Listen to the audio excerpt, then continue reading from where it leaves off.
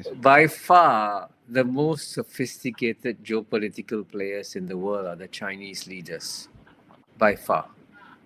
Because they're not thinking about just tomorrow. They're always thinking of where they are headed for in the next 5 to 10 years. So they are always thinking where they want to be 10 years from now. And then they carry out various measures to ensure that they head in that direction. So, for example, many years ago, they anticipated some kind of containment policy by the United States. And so they went out of their way to integrate themselves with the countries surrounding them. So, for example, I live in Southeast Asia, in ASEAN. Can you believe it? In the year 2001, China proposed a free trade agreement with ASEAN. In fact, even though ASEAN is a pro-Western organization, no Western country proposed a free trade agreement, but China did so.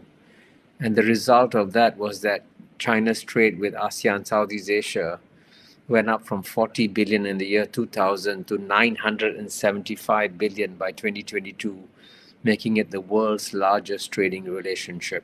That's an example of long-term thinking that paid off. And in the same way, all these initiatives that the Chinese have launched, the Belt and Road Initiative, the New Development Bank Initiative, the Asian Infrastructure Investment Bank Initiative, these are all initiatives that are tying the world to China in many ways substantively. And so they knew that if a very difficult American president came along, they had to make sure that they had substantive ties with the rest of the world to protect themselves from such an American president. So, and of course, in the case of Donald Trump, they have very complex cost-benefit calculations. They know that Trump will apply a lot of bilateral pressure on China, but at the same time, Trump will also alienate a lot of the allies of the United States of America because he sees allies not as assets, but as liabilities. So all the efforts by the Biden administration to try and get the Asian allies to counterbalance China will be washed away to some extent by Donald Trump. So we know that costs and benefits for the Chinese when Donald Trump takes over. Well, one thing I want to say, another startling thing for your American audience, which they should be aware of, is that there are 8 billion people on planet Earth. And the United States only represents 330 million people. The 330 million people in the United States of America have been captured by a very negative portrayal of China, and believe that China is out to dominate the world and China is a threat to the world. And, one thing that Americans should do is travel around the world and see how the rest of the world views China.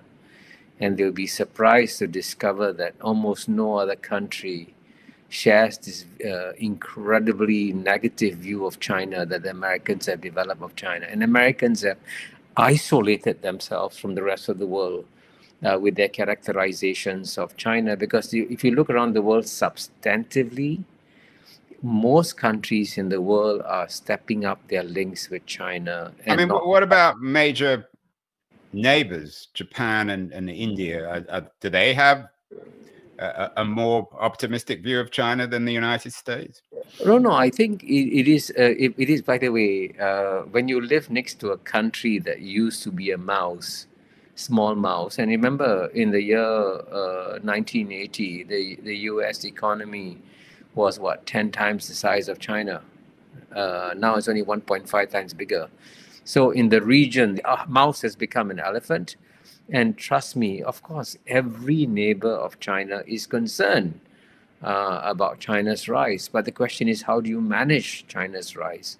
And the United States has decided to demonize China and put China completely in the negative ledger. But you will find that countries, all the neighbors, including, by the way, the two countries you mentioned, Japan and India, have actually stepped up their trade links with China. And India and China, as you know, have had a very bad relationship since June 2020, but they have now tried to normalize their relations with China. So most countries in the world have normal, traditional bilateral relations with China. They're not necessarily how do you say pro-China, but they're certainly not anti-China. They see China as a reality that we have to live with.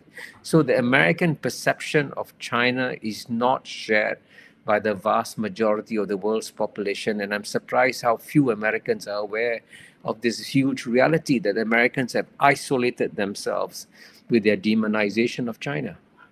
And certainly the liberal Americans had some very unrealistic expectations of China. I mean, when they believed that if China integrated itself with the world economically, it would then become a carbon copy of American liberal democracy. Now, that was a bizarre hope because, you know, China is the world's oldest continuous civilization. It's 4,000 years old or plus 4,000 years old. And the idea that a 4,000-year-old civilization would model its political future on a young baby, a less than 250-year-old republic called the United States of America, that was an incredibly arrogant, naive hope that Americans had about China. And of course, this arrogant, naive hope has been shattered because China would never have become a carbon copy of the United States of America. And here, if you want me to make another provocative point, it's a huge mistake that Americans are making to demonize Xi Jinping, the person, because the Xi Jinping, by the way, just so that everyone in the United States knows, is treated with great respect by most leaders in the world. When you watch him in his interactions with other leaders in the world, they realize he's one of the more competent leaders of the world. He's growing his economy. China is going through a bad patch, by the way. The Chinese economy is going through a bad patch this year, next year. It'll take some time to recover. But overall, it's still going to grow by 5%. And if you look at the real economy of China, the real economy of China is investing in the industries of the future to a far greater extent than any other leading economy in the world, whether it's in electric vehicles, batteries, solar panels, batteries, everything. China is investing in the future.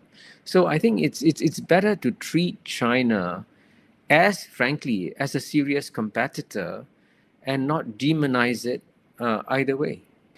Even if you look at American companies today, ask yourself, how much would Apple be worth if Apple could not produce its phones in China?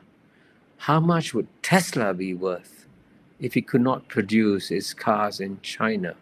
I mean, it's important to do take a realistic view of how dependent the American economy is in real terms on the manufacturing of components in China, because the Chinese have created an amazing manufacturing ecosystem, the best one in the world. And I'm sure you've heard of Adam Tooze, this British... it's a Columbia University. Columbia University. And, you know, he just gave a lecture recently in Zurich where he said, the first China shock was the one you mentioned, when China suddenly introduced lots of new manpower into the global manufacturing system. And it is a fact that many workers in the United States and Europe lost their jobs. And frankly, what they should have been provided with should have been worker retraining assistance, but they were not, sadly. And that's one reason why they lost their jobs. But he's now saying there's a second China shock that's coming, where the only way for the advanced Western economies to develop is now to copy China, because China is ahead in manufacturing. Now, can you believe it? That you used to be worried about the Chinese stealing intellectual property, intellectual property assets from the West. Now the West, he says, will have to copy Chinese intellectual property if it's going to succeed and grow in the coming decades. That's how much the world has changed.